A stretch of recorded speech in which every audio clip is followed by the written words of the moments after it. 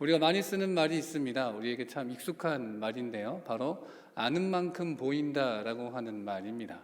성도님들은 아는 만큼 보인다라는 말을 삶 속에서 얼만큼 실감하고 계신지 모르겠습니다. 제가 어렸을 때 한 중학교 정도였던 그때쯤이었던 것 같습니다. 그때 우리나라를 강타했었던 히트했던 그 책이 하나가 있습니다.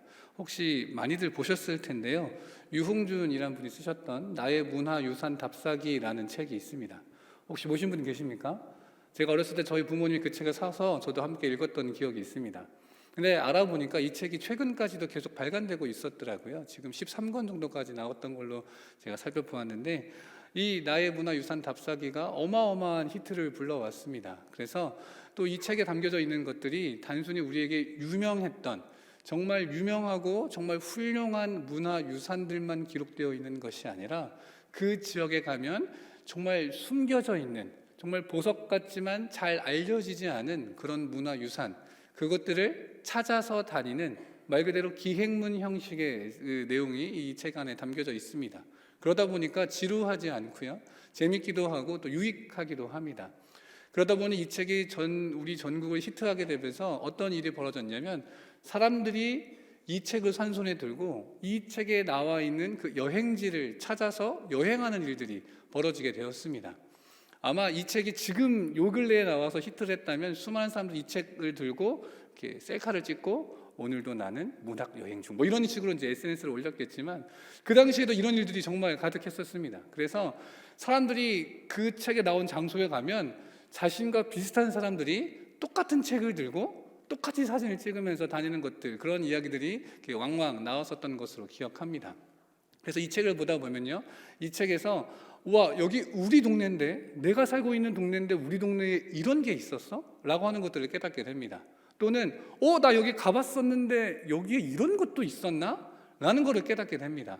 그래서 그 책을 들고 여행을 하다 보면 이런 게 이렇게 있었구나, 이렇게 생긴 모양에는 이런 의미가 담겨져 있었구나, 이게 정말 옛날부터 있었던 정말 훌륭한 문화유산이었구나 라는 것들을 깨닫게 됩니다. 다시 말해서요, 아는 만큼 보인다라고 하는 것이죠. 그래서 책을 통해서 알게 된 내용을 바라보게 되니까 새롭게 보여지게 됩니다. 아는 만큼 발견하게 되는 것입니다. 그리고 아는 만큼 나 스스로도 성장하게 됩니다. 그래서 한때 이 책이 정말 유행했던 것을 기억을 합니다. 그런데 이 아는 만큼 보인다처럼 또 우리 요 근래에 이 시대 가운데 많이 쓰여지는 말들이 있습니다. 그 말이 어떤 말이 있냐면 사랑받은 만큼 사랑할 수 있다라고 하는 말입니다. 사실 그렇지 않습니까? 사랑받을 때 얼마나 행복한지 우리는 경험할 수 있습니다. 내가 이렇게 사랑을 받아보니까 사랑받는다라는 감정이 이런 것이구나. 그렇다면 나도 내가 사랑하는 사람 만나게 되면 이렇게 사랑해 주어야겠다. 이것보다 더 사랑해 주어야겠다라는 그런 마음을 갖게 됩니다. 그래서 가끔씩 주변 사람들 혹은 TV 이런 곳에 나오는 사람들의 이야기를 들어볼 때에 어려서부터 부모님의 사랑을 받지 몰라서 사랑하는 방법에 서투른, 특별히 남성들 많이 나오는 것을 우리는 살펴볼 수가 있습니다. 사랑을 받아보질 않았으니 사랑하는 사람에게 어떠한 말을 하고 어떠한 행동을 하고 어떠한 행동으로 나서야 되는지를 모르는 것입니다. 그러니 어찌할 줄 몰라서 마음은 사랑하는데 말이 그렇게 나오지 않고 마음은 사랑하고 있는데 내 행동이 그렇지 못한, 그래서 고민인 사람들, 그런 사람들을 우리는 왕왕 만나볼 수도 있습니다. 물론 사랑받지 못했다 해서 사랑하는 방법을 영영 모르지는 않습니다. 왜냐하면 이 사랑이라고 하는 것은 다른 매체를 통해서도 배워볼 수 있기 때문에 그렇습니다. 여러분 그거 아시나요? 모태솔로일수록 연애에 대한 지식이 없을 수도 있지만 모태솔로일수록 오히려 더 많은 지식을 갖고 있을 수도 있습니다. 왜냐하면 연애를 확 기대하면서 엄청난 공부를 하기 때문에 그렇습니다. 오늘도 글로 연애를 배웁니다. 그런 이야기를 하면서 실제 경험이 아니라 글과 이게 동영상 같은 것들을 통해서 이런 멘트를 하고 이런 데이트를 하고 그런 것들을 익숙하게 배워가면서 이제 사랑에 대한 부분들을 어설프게나마 배워갈 수는 있겠다 할 수 있겠습니다. 그런데 이 사랑받은 자가 사랑할 수 있다라고 하는 것보다 더 중요한 사실이 한 가지 있다면 그것은 나를 사랑해야 건강한 사랑을 할 수 있다라고 하는 것입니다. 여러분 어떠십니까? 여러분들이 하는 사랑에는 나를 사랑하는 사랑이 기본으로 깔려져 있습니까? 아니면 그냥 무작정 상대방만을 매몰되게 사랑하는 모습이 혹시 있지는 않으십니까? 제 주변에도 그런 사람이 있습니다. 자기 자신을 돌보지 않고요, 그저 상대방만 사랑하는 겁니다. 저 사람이 나를 얼마나 힘들게 하건, 내가 저 사람을 위해서 얼마만큼 희생을 하건 괜찮아, 나만 참으면 돼, 나만 견디면 돼. 그럼 우리 사랑은 계속 유지될 수 있어. 여러분, 이런 사랑의 모습이 과연 건강한 사람의 모습일까요? 사랑이라고 하는 것의 가장 기본은 나 자신을 사랑할 줄 아는 것입니다. 나를 사랑할 줄 알아야 그 가운데에서 건강한 사랑을 살아갈 수가 있습니다. 예수님의 말씀 한번 기억해 보시기 바랍니다. 내 이웃을 어떻게 사랑하라고 말씀하시죠? 내 몸과 같이. 내 몸을 사랑하지 않고서는 내 이웃을 사랑할 수도 없는 것입니다. 그러니 우리 가운데 가장 중요한 것 한 가지가 있다면, 사랑의 자세에서 가장 기억해야 될 한 가지가 있다면 나 자신을 사랑할 줄 아는 것입니다. 왜 이런 얘기를 오늘 길게 앞서서 이야기할까요? 왜냐하면 오늘 이야기할 말씀을 나눈 주제가 바로 자존감이기 때문에 그렇습니다. 이 자존감에 대해서 제가 검색을 해보았습니다. 제가 사랑하는 녹색창이 있어서 그분께 여쭤보았습니다. 녹색창님, 자존감은 무엇일까요? 여쭤봤더니 녹색창이 2개의 답을 해주셨습니다. 쉬운 것과 어려운 것이 있는데 뭐를 들어볼래? 쉬운 것을 물어보았더니 자존감에 대해서요, 스스로 품위를 지키고 자기를 존중하는 마음이라고 합니다. 스스로가 자기 자신에 대하여서 품위를 지키고요, 자신을 존중해주는 마음이라고 합니다. 그럼 어려운 말은 뭐예요? 라고 물어보니까 자신에 대한 존엄성이 타인들의 외적인 칭찬에 대한 것이 아니라 자신 내부의 성숙한 사고와 가치에 의해 얻어지는 개인의 의식이야. 다들 이해되셨죠? 그래서 이게 무슨 말이냐면요, 간단합니다.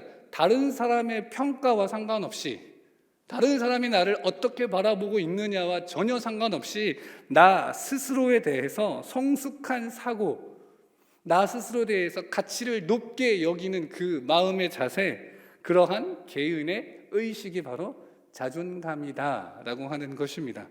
그런데 이 자존감에 대해서 이야기할 때 이 자존감과 한 가지 단어만 틀리지만 뜻이 완전히 다른 단어가 있습니다. 그게 뭘까요? 그렇죠, 자존심이라고 하는 겁니다. 이 자존감은 자존심과 전혀 다른 것입니다. 와, 저 사람은 자존감이 높아. 칭찬일까요? 욕일까요? 칭찬이죠. 야, 저 사람은 자존심이 진짜 장난 아니야. 욕일까요? 칭찬일까요? 애매합니다. 그렇죠? 저는 그런 말 안 들었으면 좋겠습니다. 자, 그런데 이 자존감이라고 하는 것은 앞서 이야기한 것처럼 절대적인 것입니다. 다른 사람이 무엇이라고 하든 지금 내가 속한 환경이나 상황과는 전혀 상관없는 것입니다. 나 스스로를 높게 평가하고 나 스스로를 사랑하는 마음, 나 스스로를 존중해주는 마음이 자존감입니다. 다른 것과는 상관이 없습니다. 그러나 자존심은 반드시 비교할 상대방이 필요합니다. 내가 너보단 낫지. 내가 너보단 많이 알지. 널 아무것도 모르잖아. 반드시 상대적인 것이 이 자존심이라고 하는 것입니다. 그래서 이 자존감을 우리는 키워가기를 소망하고, 자존심이 강한 사람은 사람들이 꺼려하게 됩니다. 왜냐하면 같이 가봤자 나는 그 사람과 비교당해서 나는 틀린 사람이 되어지기 때문에 그렇습니다. 그런데 이 자존감이 무너질 때가 우리는 삶 속에서 많은 부분에서 이런 것들을 경험하게 됩니다. 특별히 불행이 내 삶을 찾아오게 될 때 대체 나는 무엇인가? 대체 나는 어떤 사람인가? 내 인생은 대체 어떻게 되어가는 것인가? 나 스스로, 내 인생, 나 개인에 대한 이 자존감이 무너질 때, 불행이 찾아올 때입니다. 또는 행복할 때도 이것에 대한 의문이 들 때가 있습니다. 오, 나 이렇게 행복해도 되나? 나 정말 이렇게 잘 돼도 괜찮은 건가? 자존감이 약하신 분들은 행복의 순간에서도 그러한 것들을 경험하게 됩니다. 그런데 오늘 성경 말씀의 주제가 되는 이 욥기서, 이 욥의 상황을 살펴볼까요? 그는 어떠한 사람이었습니까? 제가 알기로는 욥은 아마 세상에서 가장 행복한 사람이었었을 것입니다. 그러나 우리가 잘 알고 있는 것처럼 욥이 겪게 된 불행은 그로 말미암아 지구 역사상 아마 가장 불행한 사람 중에 한 명으로 기록될 만큼 큰 불행을 가져다 준 그런 갖게 된 사람입니다. 욥의 삶을 생각해 보면 이 사람보다 더 불행할 수 있을까라는 생각을 하게 됩니다. 왜냐하면 행복했다가 불행해졌기 때문에 그렇습니다. 여러분, 행복과 불행은 종이 한 끗 차이인 것 알고 계시죠? 행복한 사람과 불행한 사람은 정말 단 하나 차이로 이것이 갈려지게 됩니다. 어떨 때는 행복한 것의 조건 중에 하나가 불행이 될 때도 있습니다. 이게 정말 아이러니한 것인데요. 가장 불행한 사람이 가장 행복하기 쉽습니다. 반대로 가장 불행한 사람이 행복하기 쉽고 가장 행복한 사람이 불행하기 쉽습니다. 오늘 저녁 뭐 먹을까? 내가 과연 오늘 저녁을 먹을 수 있을까? 이렇게 돈이 하나도 없어서 2, 3일 굶은 배를 가지고 걸어가던 사람이 길거리에 10,000원을 주면 그것보다 행복할 수가 없을 것입니다. 그런데 돈이 정말 어마어마하게 많은 사람이 가다가 내 눈을 끄는 게 있어서 봤더니 그게 10,000원짜리였다. 행복할까요? 기분은 좋을 수 있겠습니다. 그러나 그것이 행복으로 연결되어지지는 않겠습니다. 다시 말해서 인간이란 되게 묘해서요. 불행하면 불행할수록 행복의 조건을 찾기가 쉬워집니다. 그 행복의 조건, 그 허들이 엄청나게 낮아집니다. 그러나 행복하면 행복할수록 더 행복해지기란 어려운 것이 인간의 모습입니다. 그런데 오늘 말씀 가운데 나오는 욥의 삶은 어떻습니까? 누구보다 가장 완벽한 삶을 살아갔던 모습이었습니다. 욥기서의 말씀을 살펴보면 욥에 대해서 어떻게 기록하고 있냐면요, 1장의 내용입니다. 1장을 살펴보면 욥에게 아들 7명이 있다 그럽니다. 조금 끔찍할 것 같기는 한데 어쨌든 욥에게는 아들 7명이 있었습니다. 그리고 딸이 몇 명 있었냐면 3명이 있었습니다. 이건 부럽네요. 네, 아들 7 있었고 딸이 3명이 있었습니다. 자그마치 자기 자식이 10명이나 있는 다복한 가정이었습니다. 자식뿐만이 아니라 양은 7,000마리가 있었고 낙타는 3,000마리나 있었습니다. 소는 500쌍이 있었고 암나귀는 500마리가 있었습니다. 그리고 그에게는 허다한 무리의 종들이 있었습니다. 다시 말해 손 하나 까딱하지 않고도 종들이 모든 것을 다 하고 재산 관리를 다 해주는 동방 최고의 부자 누군가요? 욥입니다. 근데 이 욥이 부자인 것만은 아닙니다. 욥이 뭐라고 이야기하냐면요, 욥에 대해서 매 자녀들의 생일마다 함께 모여서 식사했다고 합니다. 이게 화목하지 않으면 일어날 수 없는 일이거든요. 가족끼리 화목했다는 것을 보여주는 내용입니다. 자식들이 10명이니까요 거의 1년 한 달 반마다 모였던 겁니다. 함께 모여서 축하하고 잔치 열고 기쁘고 즐거운 그 식사 시간을 가졌습니다. 돈이 많은데요 가족끼리 행복합니다. 그리고 또 뭐에 대해서 기록하냐면요, 하나님 앞에 성결하기 위하여 노력했던 사람이 욥이라고 이야기합니다. 혹 자신이 부지불식간에 또 자기의 자식들이 하나님 앞에 죄를 지었을까, 그것 때문에 1년에 한 번씩 꼭 하나님 앞에 나와서 속죄제를 드렸던 사람, 다시 말해 돈도 부자고 가족도 평안하고 하나님 앞에 신실하고 성실하게 서 있고자 노력했던 사람, 우리는 이 사람을 어떻게 표현할 수 있을까요? 엄청난 완벽한 사람이라고 이야기할 수 있을 것 같습니다. 성경책에 완벽하다라고 퍼펙트하다라고 기록된 사람이 노아가 있습니다. 그는 당대의 의인이요 완전한 자다. 그런데 저는 이 욥기의 말씀을 읽을 때마다 욥도 완벽하지 않나? 라는 생각을 해봅니다. 돈이 많고 가족 간에 화평하고 또 하나님 앞에서 선실하게 신실하게 서 있으려고 했던 사람이었기 때문에 그렇습니다. 그런데 그렇게 완벽했던 그의 인생이 단 한순간에 물거품이 되어지고 맙니다. 자신의 자식들은 모조리 죽게 되어지고 모든 재산을 다 약탈당하게 되고 자신의 몸에는 종기마저 생겨서 온몸을 기앗장으로 긁으면서 살아가야 되는 인생으로 몇 날 며칠 만에 그렇게 전락하고 말게 됩니다. 차라리 아무것도 없었던 사람이라면 모르겠습니다. 차라리 자식도 없고 돈도 없는 그런 몸에 병이 생긴 거라면 아휴, 내 인생이 그렇지 뭐 그러고 체념했을지도 모르겠습니다. 그런데 욥은 누구보다 부자였고 누구보다 화목한 가정에서 누구보다 성실히 하나님만을 바라보다가 이런 날벼락을 겪게 된 것입니다. 그가 겪게 된 그의 마음, 그 좌절감, 그 무너진 자존감 상태는 어떠하였을까요? 우리가 그것에 대해서 어떻게 어렸을 때 많이 들어왔었죠?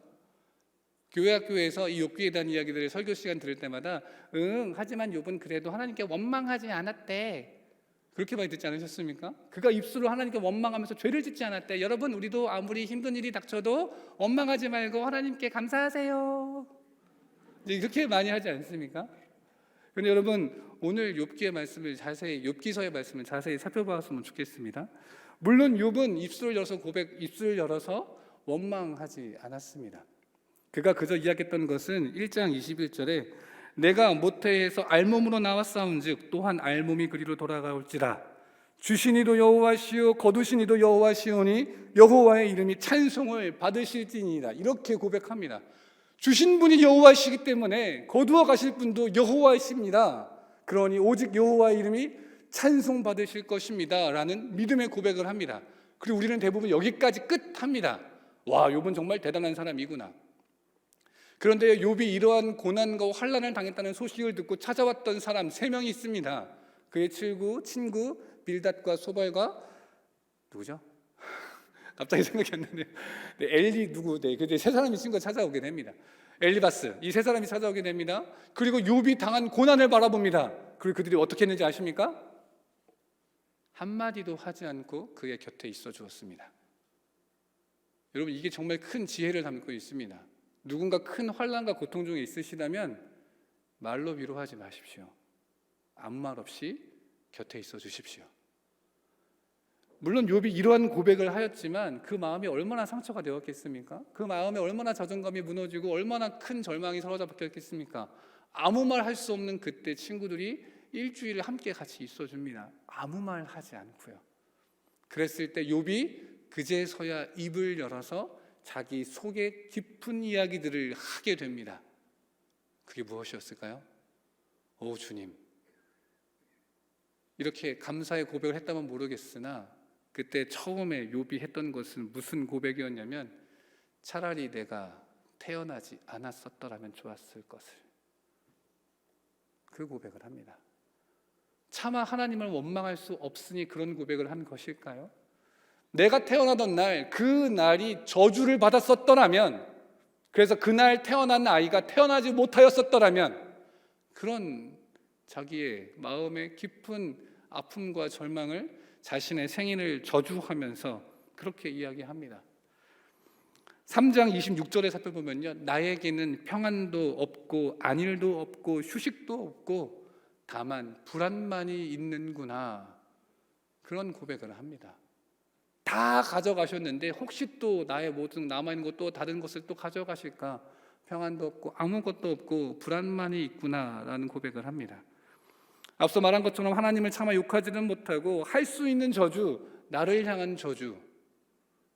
여러분, 욥에게 자존감이란 찾아볼 수 있겠습니까? 그렇게 자존감의 바닥을 치는 그 시기, 옆에서 새 친구가 그전처럼 입을 꾹 다물고 가만히 있어 주었으면 좋았으련만, 이 3명이 쫑알쫑알 말을 해대기 시작합니다. 그 주제는 간단합니다. 욥아, 너가 지금 당한 것이 참 힘들고 괴로운 것이지만 너가 그 가운데 너의 잘못을 회개하고 나아가면 하나님께서 너에게 복을 다시금 허락해 주실 거야. 그 중심에 뭐가 있습니까? 너가 잘못해서 벌 받는 거야. 여러분, 이런 말 자주 하지 않으세요? 너 기도 안 해서 그래.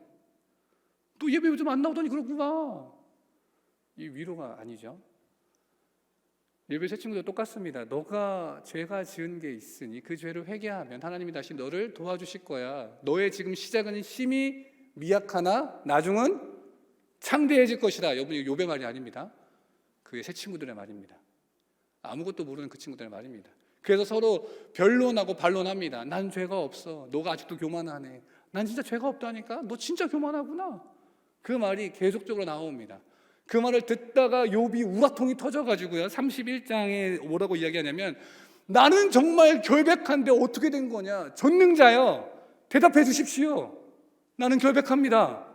그게 31장 35절의 말씀입니다. 전능자가 내게 대답하시기를 바라노라. 그런 선언을 하면서 나아갑니다. 그러니까 이제 엘리후가 등장하고요, 막 그런 일들이 막 쭉 이어지는데요, 이러한 욥의 외침 앞에, 그리고 그 뒤에 엘리후의 논쟁 그 뒤에 진짜 하나님이 등장하십니다. 욥아, 너에게 이 고난이 닥친 것은 내가 너를 사랑하여 너를 단련케 하기 위함이다 라고 말씀해 주셨으면 얼마나 좋았을까요? 근데 여러분, 욥에게 하나님께서 뭐라고 말씀해 주셨는지 아십니까? 욥아, 너 내가 이 세상을 창조할 때 너 있었어? 내가 저 하늘의 별들을 만들 때 너는 그것을 보았어? 대답할 수 있을까요? 못 봤거든요. 이게 무슨 말일까요? 너는 내가 만든 피조물 중에 하나, 나는 전능한 전능자, 너가 나의 뜻을 감히 헤아릴 수 있겠느냐? 그러한 의도로서의 질문들을 하나님이 욥에게 계속적으로 던지십니다. 그리고 욥이 뭐라고 고백할까요? 그 하나님의 질문과 하나님의 지엄하신 전능하심 앞에 압도당한 욥이 뭐라고 고백하겠습니까? 그 말씀이 바로 우리가 오늘 읽었던 욥 42장 5절 말씀입니다. 다시 한번 읽어볼까요? 42장 5절 말씀입니다. 시작.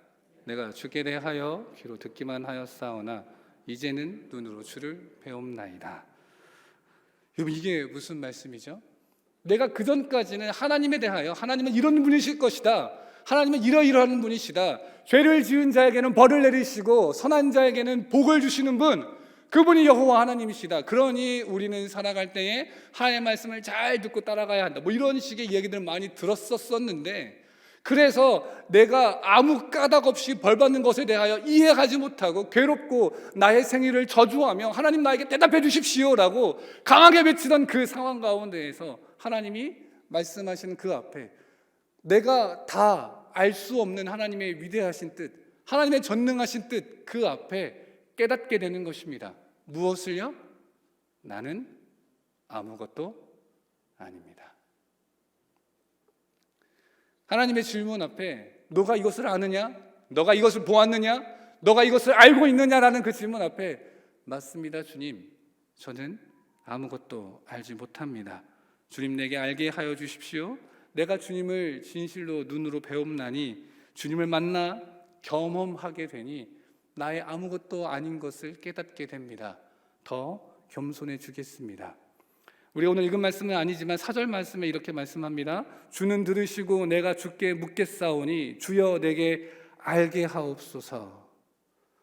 6절 말씀에 내가 스스로 거두어 드리고 티끌과 제 가운데에서 회개하나이다.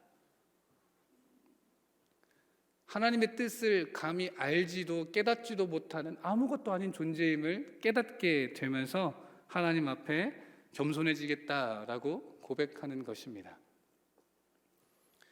욥에게는 자존감의 두 번의 하락이 있었을지도 모르겠습니다. 첫 번째는 아까 처음에 얘기했던 것처럼 자신의 가진 것, 이룬 것들이 무너졌던 그 순간 대체 나는 뭐지라는 생각을 했을 것입니다. 그런데 여러분, 지금 이 순간 말입니다. 하나님을 만나게 되면서 그 앞에서 하나님, 내가 정말 아무것도 아닙니다 라는 것을 발견하게 되는 이 순간 욥의 자존감이 무너졌을까요? 어떻게 생각하십니까?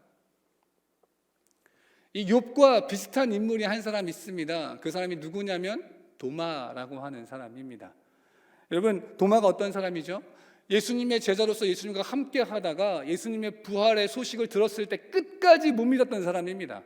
주님이 나타나셔서 내가 그 손에 못자국을 보고 그 옆구리에 손을 대어서 창자국을 만져보기 전까지는 난 믿지 못하겠다라고 이야기했던 사람, 그 사람이 도마입니다. 근데 이 도마랑 욥은 상당히 닮아져 있습니다. 욥은 엄청난 성공을 거둔 인물입니다.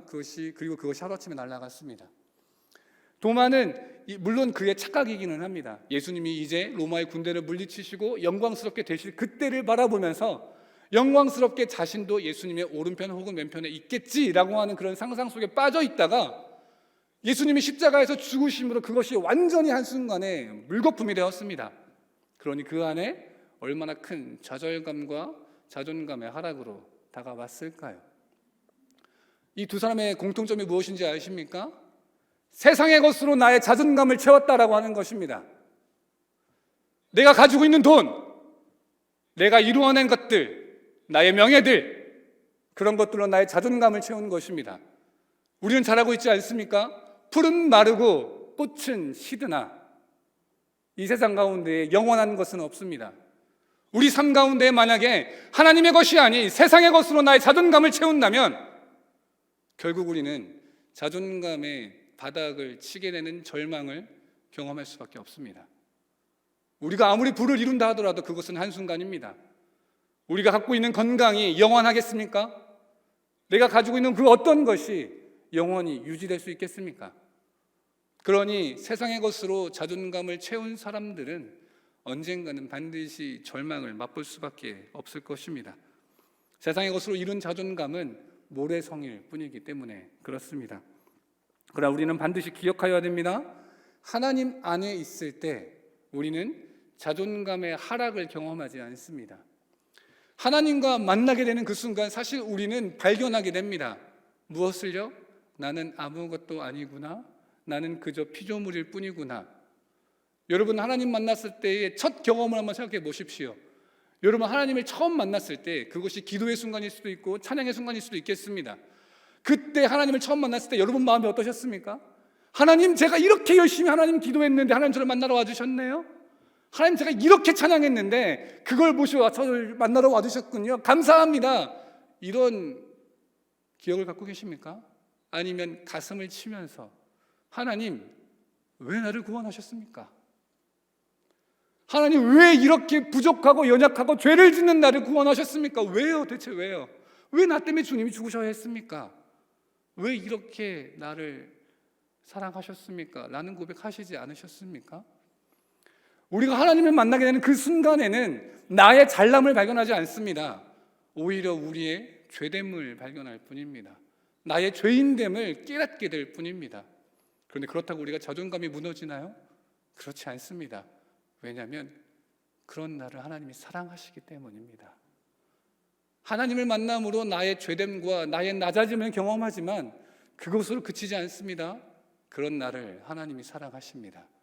그런 나를 우리 주님께서 사랑하셔서 자신의 모든 것을 버려 십자가에 달려 돌아가 죽으셨습니다. 아무것도 아닌 나를 주님 채워주시기에 우리의 진정한 자존감의 출발은 나를 사랑할 수 있는 것은 그 나를 하나님께서 사랑하고 계시기 때문에 그렇습니다. 사도 바울의 고백이 갈라디아서 2장 20절 말씀 가운데 기록되어져 있습니다. 우리 같이 함께 읽어보기를 원합니다. 갈라디아서 2장 20절 말씀 함께 읽겠습니다. 시작.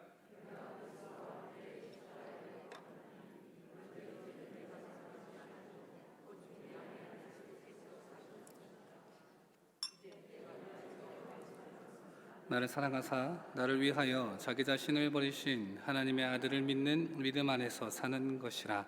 아멘. 사도 바울의 고백입니다. 사도 바울이 무엇으로 살겠다고 이야기합니까? 자기 자신, 나를 위하여 자기 자신을 버리신 하나님의 아들을 믿는 믿음 안에서 산다라고 고백합니다. 우리가 잘 아는 것처럼 사도 바울은 갖고 살아갈 게 많이 있습니다. 나 로마인이야. 나 바리새인이야. 하나님의 말씀을 철저히 지킨 사람이야. 나 너희들보다 공부 훨씬 많이 했다? 가말리엘 알지? 나 거기서 배웠어.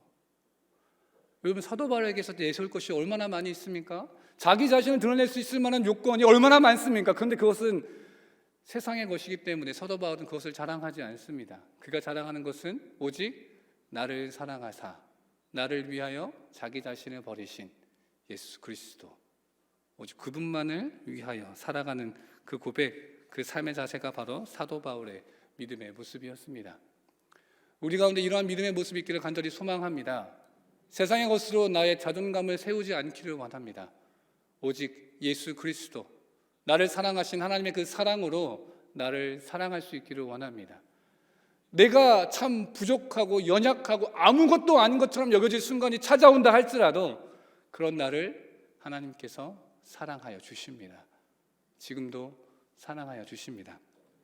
그래서 우리는 그저 하나님 앞에 주님, 그렇습니다. 나는 아무것도 아닙니다. 주님의 사랑이 없으면 나는 아무것도 아닙니다. 그렇게 고백하면서 겸손히 나아감으로 하나님 허락하여 주시는 하나님의 귀한 능력으로 다시금 새로워지는 그 은혜가 우리 가운데 있기를 간절히 소망합니다. 제가 참 좋아하는 찬양이 있습니다. 나는 아무것도 아닙니다. 오늘 설교 제목과 동일한 말씀의 가사, 그 제목인데요. 내용이 그렇습니다. 나는 아무것도 아닙니다. 주님의 사랑이 없으면. 나는 아무것도 모릅니다. 주님의 지혜가 없으면. 이제 내가 사는 것 아니요 그리스도 내 안에 사시니 오직 그의 생명이 나의 생명, 나의 모든 날들도 주의 것. 우리가 이 땅을 살아갈 때에 나는 아무것도 아님을 고백하면서 주님의 것으로 나의 삶을 채워가는 그 귀한 은혜, 우리 모든 청년부 우리 분들과 또 우리 모든 성도님들 삶 가운데에 있어지기를 간절히 소망합니다.